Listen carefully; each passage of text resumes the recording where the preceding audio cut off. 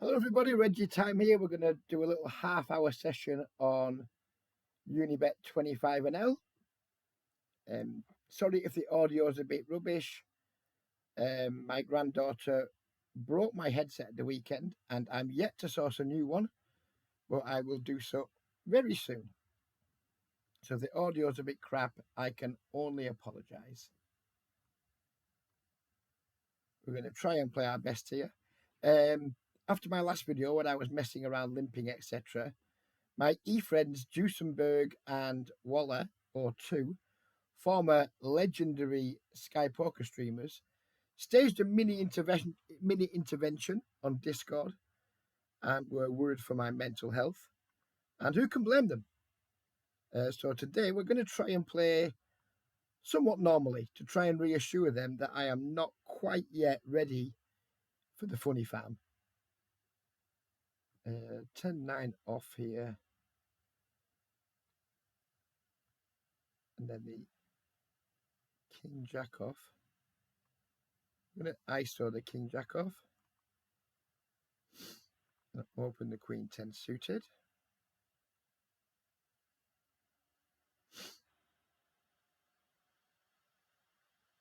With the Queen 10, I think this hand's weak enough to start bluffing with. Certainly can't check call, and I don't want to just check fold. Some good turn cards we can barrel on, that not being one of them. So now we're just going to pretty much give up.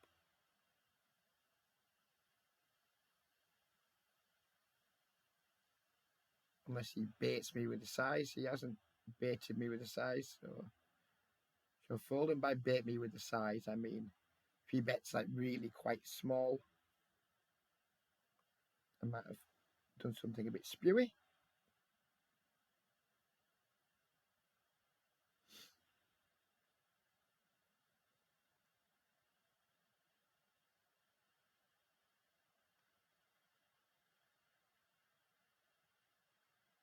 Open the ace jack, get called by a very obvious recreational player. Fish, donkey, moron, whatever you want to call them. And we flop and nut flush draw. Many ways we can go here.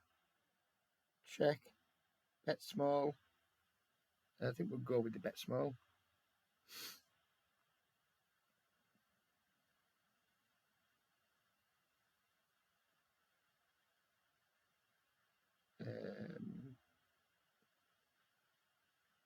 Not loving the turn card. Against a fish, I think we can just bet small again.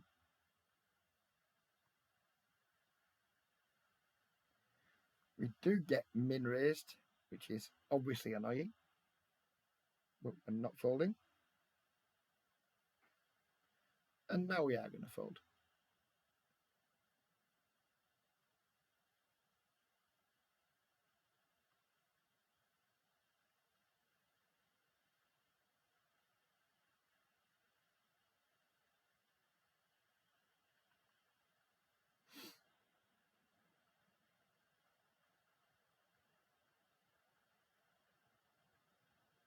I think we've got some reasonable tables.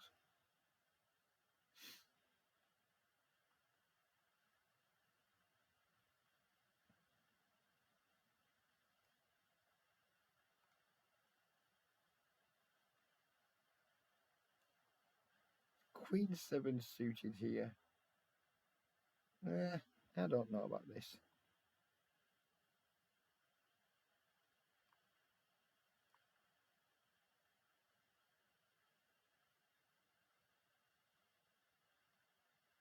I'm going to flick a call in anyway because why not?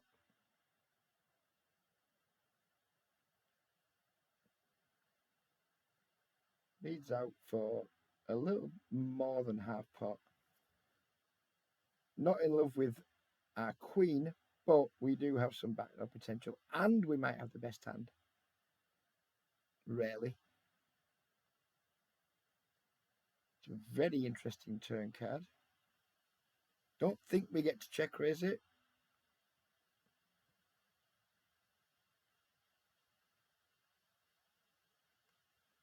I saw the king 9 suited.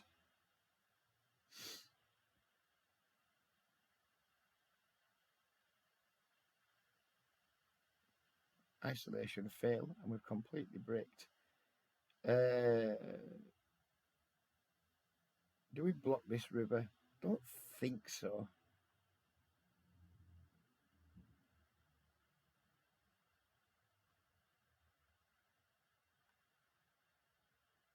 I might turn my hand into a bluff if he bets though.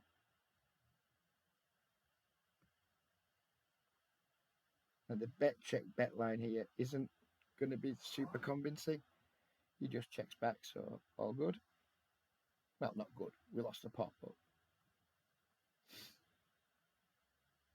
I think I would have enjoyed a river check raise there. Targeting exactly that type of holding. Whether they would have folded, we'd never know. 7-5 suited, facing limp. And then ISO, we're just out. His Odder Daddy's obviously some kind of reg. He's at every table.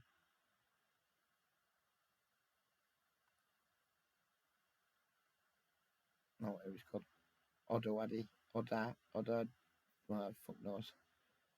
Odd.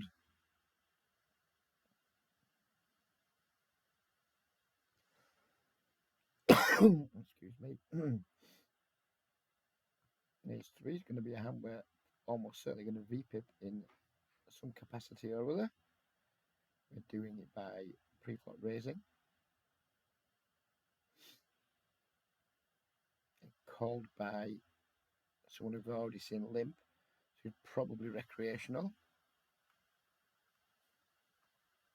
5-10-8 rainbow. We either set up bluffing here and we don't stop, or we check. And I think we've got hands we start bluffing with before Ace 3.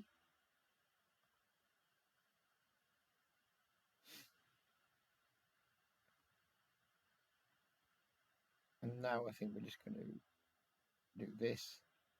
And if he doesn't raise,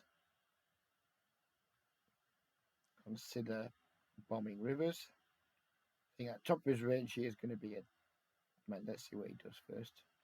He leads out, which lets me off the hook nicely. So we just fold.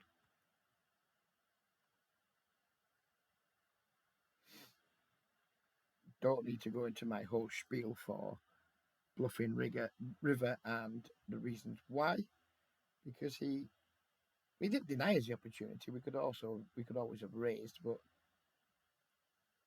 I think that river lead for a small size is just some fish trying to set their own price because they don't want to check call a large bet, but then end up calling the raise anyway because they're too bad to fold.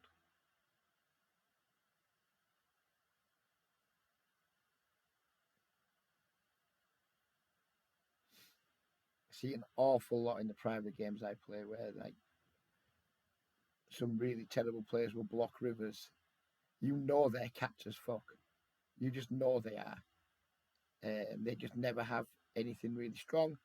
So you raise them, and then they would just call you with top pair anyway, or second pair or something. It's very frustrating the first time it happens, but once you realise that certain players don't have a block fold in them, then they become remarkably exploitable. And they'll also have other sizing tells in there. You know, they'll have the 2/3 pot, or they'll have the pot, or what have you. And very soon they'll just basically be telling you what their hand strength is on the river out of position, which is very useful information.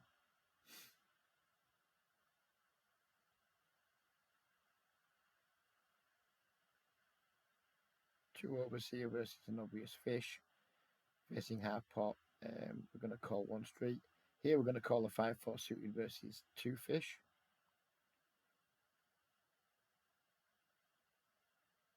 Turned a gut shot here, where if effective stats were bigger, we could definitely contemplate being a bit naughty, but against this stack size, we're just going to let it go. I think this guy must think it's a tournament because he's not playing a cash game stack.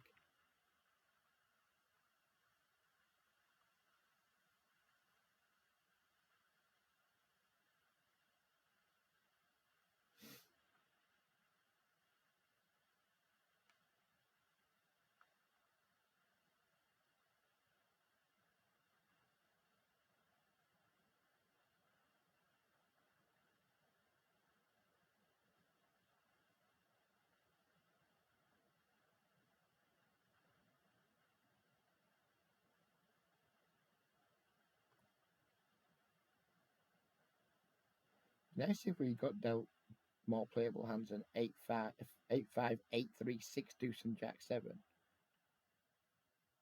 We're only making a 30-minute video, and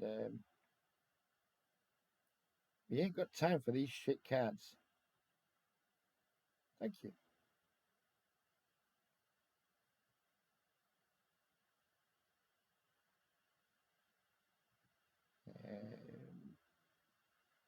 Definite squeeze spot incoming.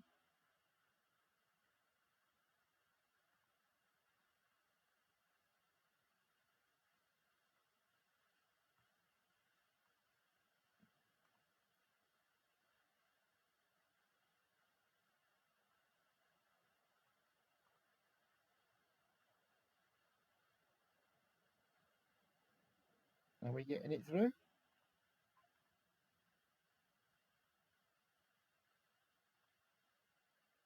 No, but we are getting a very nice flop.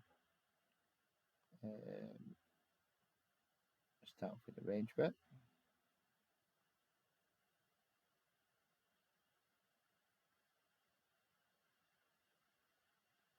Four of clubs. And we don't want to see it because it's going to kill quite a lot of our action. It's going to make it harder for us to get value. We want to check because our range wants to check a lot on this card, probably, yeah. Not with the intention of folding just yet. As we isolate the ace 10. Now, I think probably block river. Don't know though. Frankly, I don't know, but we won the pot.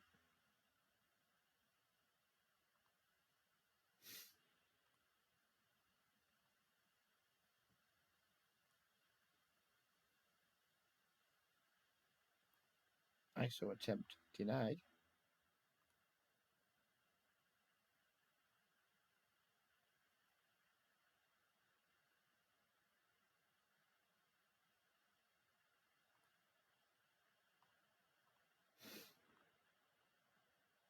Opening up the ace 6 suited.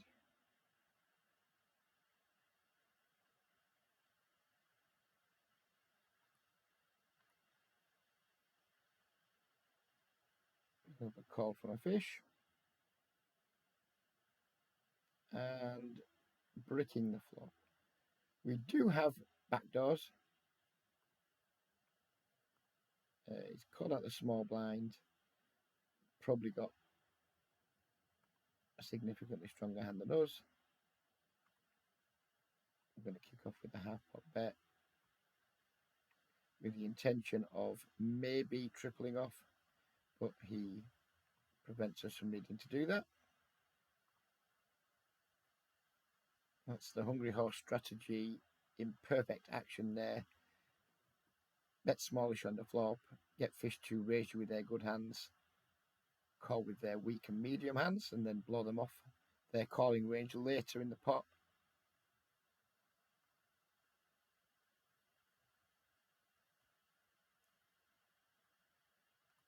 It's a really easy to execute strategy and is a really nice simplification.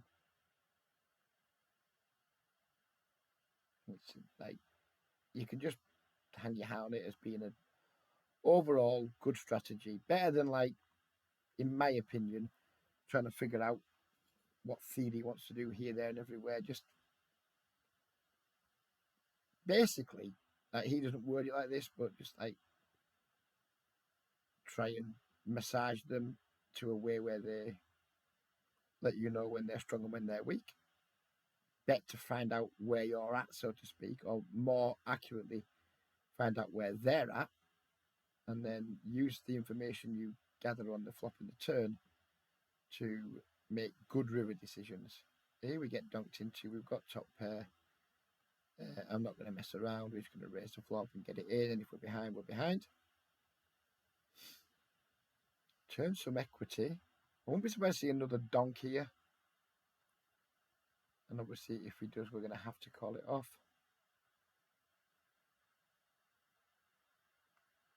Yeah, that's not surprised me in the slightest. And he's got King 8, which is an interesting way to play that hand. I'm going to lead out with our ace now. With our versus this size, I'm just going to raise immediately with the 10 jack.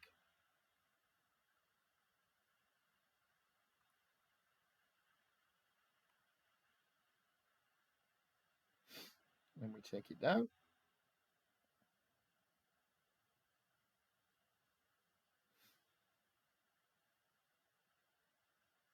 Yeah, if you're like relatively sharp pre-flop in terms of like playing somewhat chart-approved ranges, and then apply the Hungry Horse methods that he teaches on his YouTube channel post-flop, you know, you're going to go a long way to being a winning player at the Microstakes without having to do that much more work. Just memorize some charts and then execute a relatively basic strategy post-flop. It's 2025 and it's still going to serve you okay. So here we've 3-bet the ace queen off. You've been called. Jack 8 deuce. We're just going to range bet, even though this might not be a range bet board. This might be theoretically bad. I don't really fucking care. We're going to do it anyway.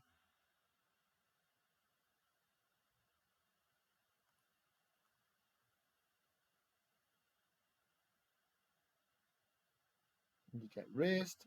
Thank you very much. Just get out of your way, sir. We would have made the straight by the river, but never mind.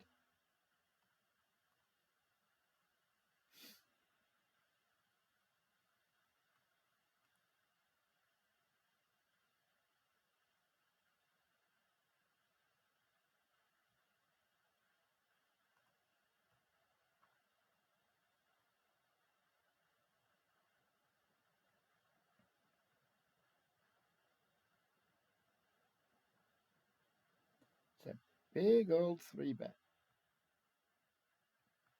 And I don't think I like it. It worked though.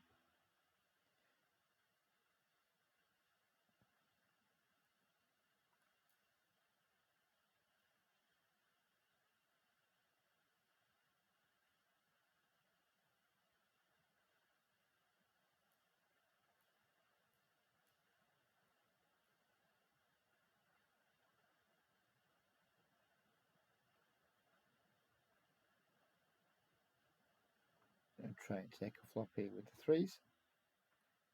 Multi-way seems like a good time to flop a set. Nope.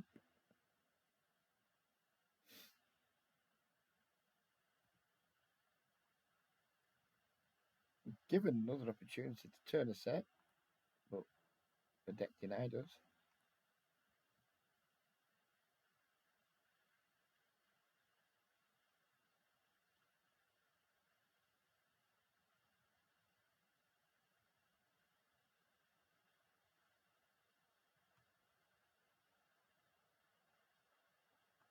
Flopping second pair was like a very reasonable check back. Oh, well, I probably should just have bet small. This is me ignoring the Hungry Horse method, and I'm annoyed with myself.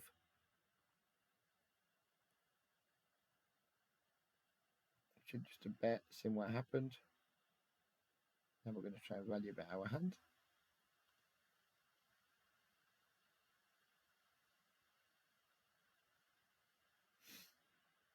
That's annoying. Just annoying that I didn't execute on my strategy. Theoretically, King Jack may not be a bet there, but maybe still should have done it. Ace 5, we're going to 3-bet blind versus blind. This is a reg.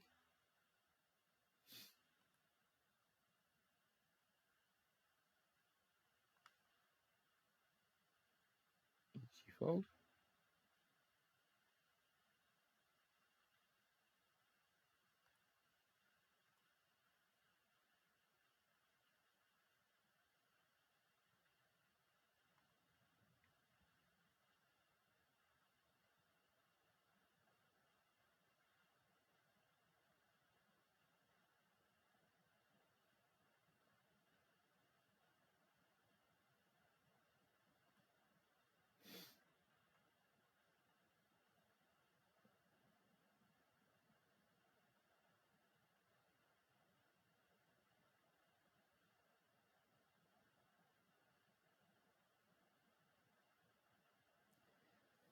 Oh, what does this mean? Probably means he's got a better hand than Queen Jack off, not closing the action, which is going to fold.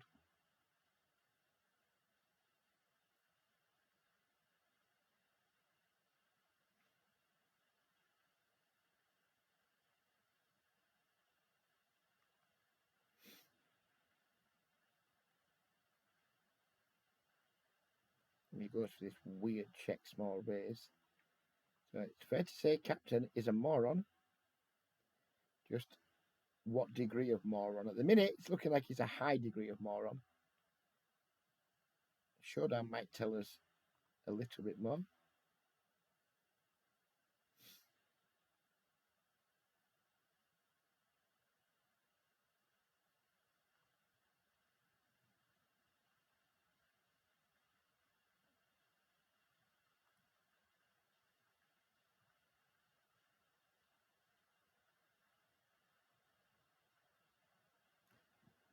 Yes, he's definitely a high degree of moron. You flop an open ender. Stab half pot. Take it down. Beautiful.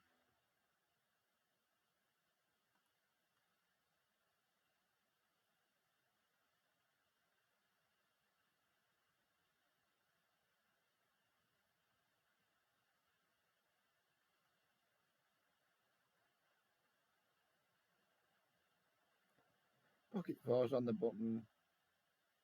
Probably okay to call. I don't know if it's okay in theory, but in practice, it's probably fine.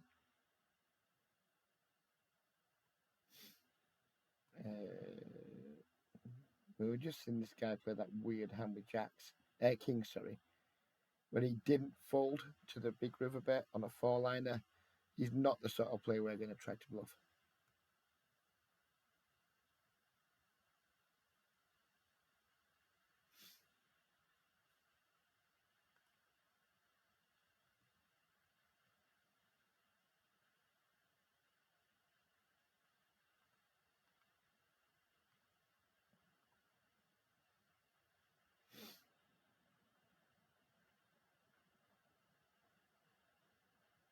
Feels weird getting pre-flop races through because in the private club I play in, which by the way, if you want to join that private club, there's a link beneath the video or a tag or whatever you want to call it beneath the video for the Telegram of the private club I'm involved with.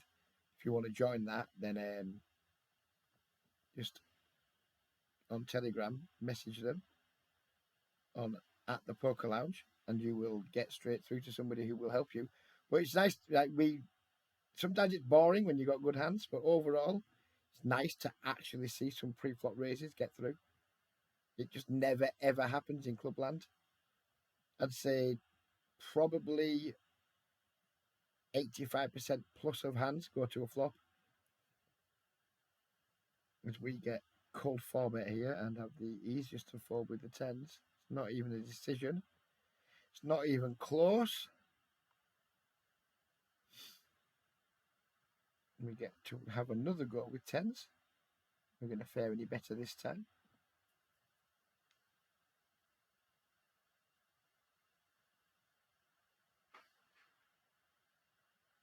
As if that cold four bet there from an obvious fish was ever going to be a hand that tens was in good shape against. Like dominating. It could be in fair shape versus the ace kings of the world, but we're going to be dominated or flipping. And that's not a situation I particularly want to put myself in on a regular basis.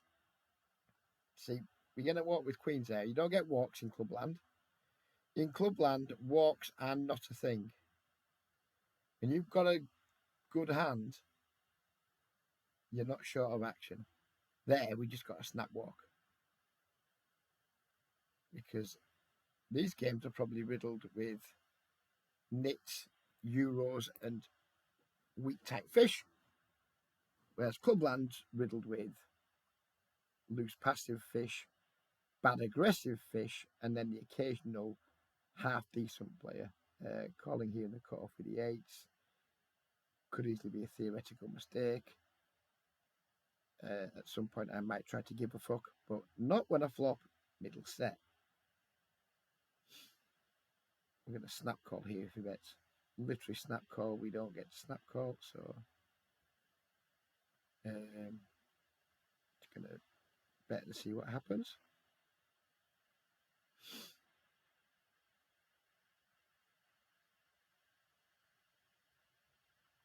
Turn a full house.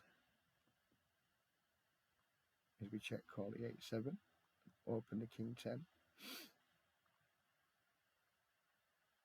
I'm actually just going to bet small again here. Try and induce something.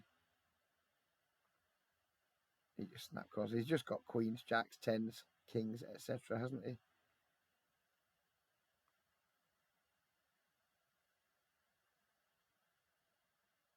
How much would kings call here? Probably not a massive amount.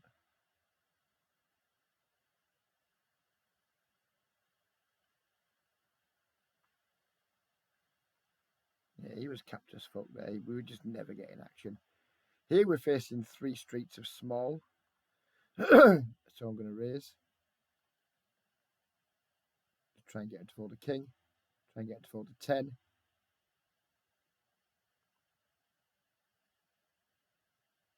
Happy days.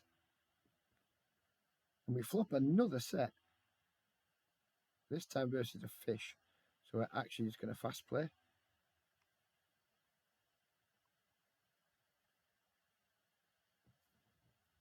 Hopefully that's an incredibly good turn card.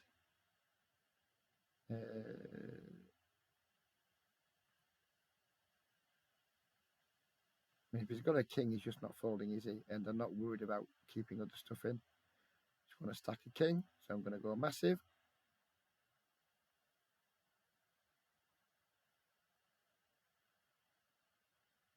Don't care about him folding a 7 here or folding pocket 9s or whatever. Couldn't give a fuck about that. Just when he's got a hand he's not folding, I want to make as much as possible from it. Because it's a fish, and I don't give a flying fuck about like being balanced, protecting my raises, protecting my sizes, etc. Couldn't give a shit. Against a reg, I would probably play that differently. But against a fish, his raise pre, his c-bet called the flop. We're just going to target the hands he's not willing to fold.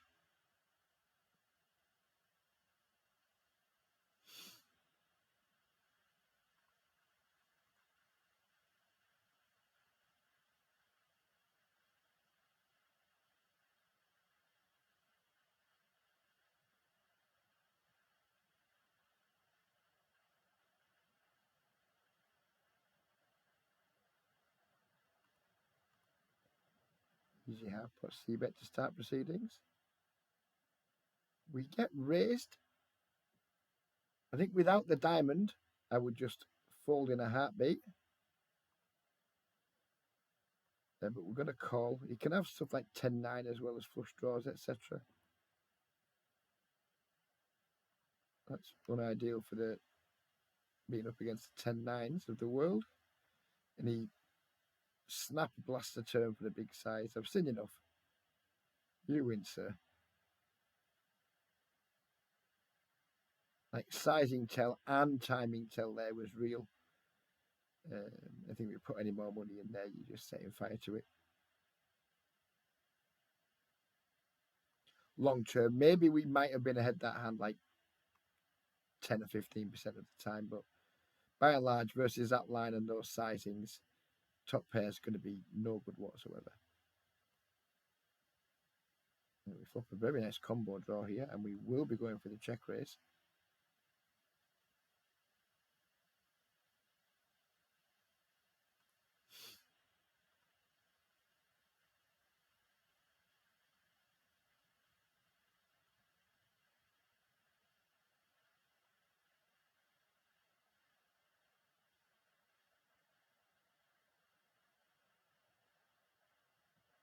We're definitely going to bet this turn if we get checked too.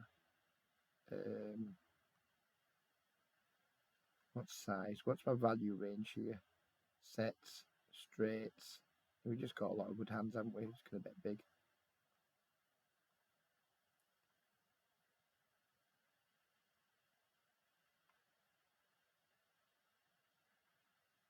called. And we're probably going to overbet the river if we don't improve.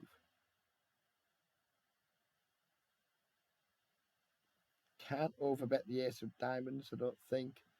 Definitely betting. That's 75% pot.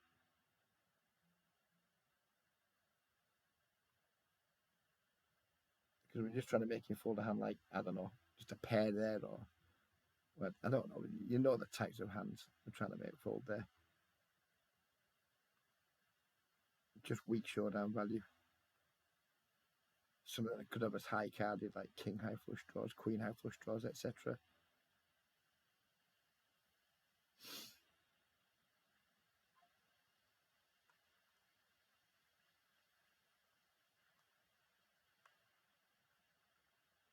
What are we up to in video? Like 32 minutes already. This time flies when you're having fun.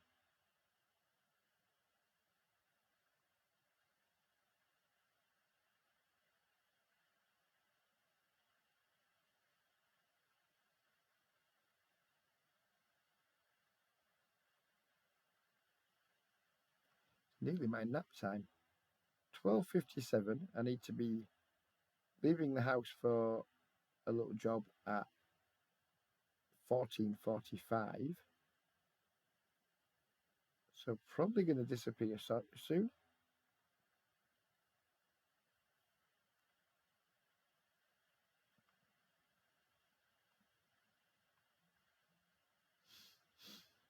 In fact, yeah.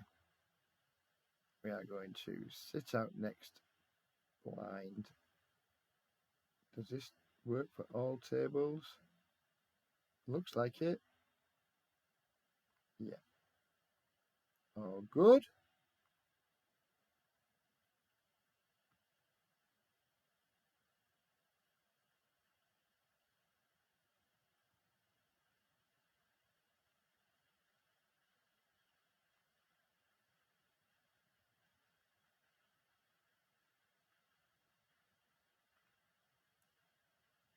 I'm about to say we're probably not going to get dealt anything playable before the end of the video, but then the pocket jacks appear. Now, going to be a stack depth. Do we really still want to go like 3-point Summit X? Probably, because he's a fish.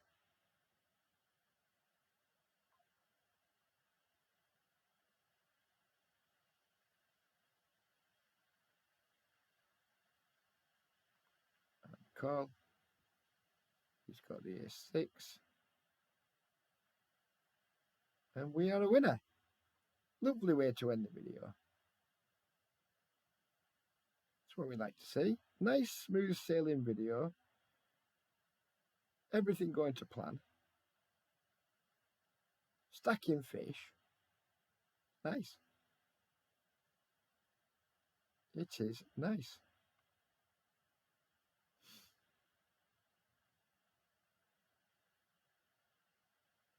And basically we're going to play the last hand up at this table.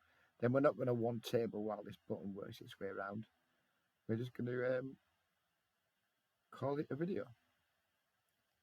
So there we go. Short and sweet.